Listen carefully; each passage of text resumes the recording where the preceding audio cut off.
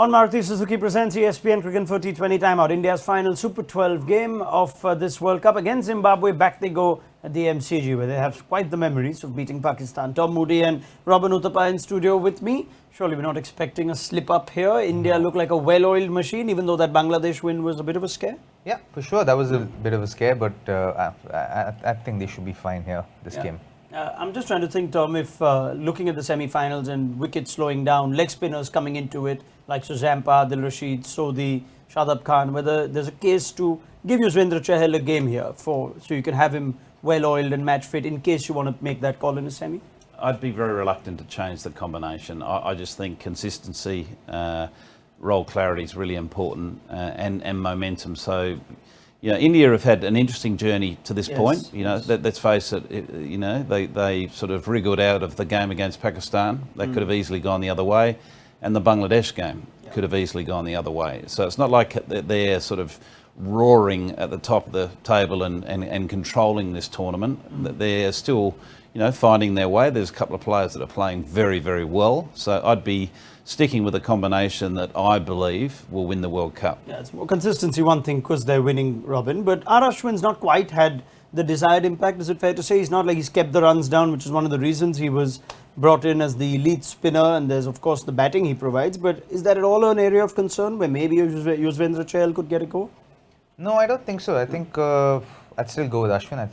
I agree and concur with what Tom is saying. I think consistency is key. You wanna stay consistent and stick to what's working for you, especially in a tournament like the World Cup. Because imagine if Yuzi plays tomorrow and takes a 6-wicket haul. Then what do you do then? You have a headache when everything is actually going well for you. Okay, yeah, and Zimbabwe, I guess Ashwin and Akshar would fancy bowling to Zimbabwe's batters more than some of the previous ones they have had. Quick word on Zimbabwe though. Andy Fla made the point, Tom, that the minute no one expected anything from them, they were beating West Indies and beating Pakistan. Then there were expectations. They lost to Bangladesh and the Netherlands. Now there are no expectations. So are they dangerous again for India? Look, I think they're always dangerous. I think the one thing that is clearly showing up in their campaign is their strength in their bowling, but their weakness in their batting. So something that they need to, certainly step up tomorrow is improve the batting side of their performance. Their bowlers have been impressive. So, they'll be a threat to,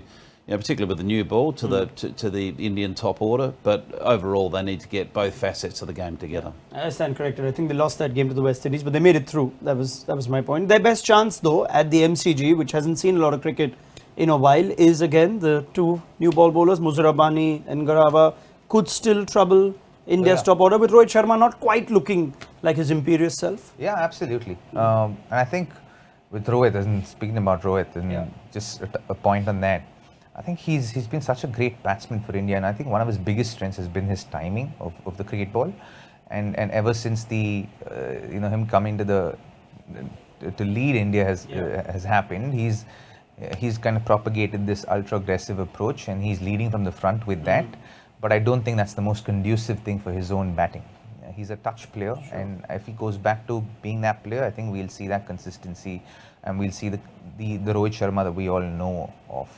So let's see if he does cash in on this game. It'll be good for India if he does. Big thank you to Tom Moody and Rohit Uthappa. This was our preview to India v Zimbabwe at the MCG on Maruti Suzuki presents ESPN Cricinfo T20 Timeout.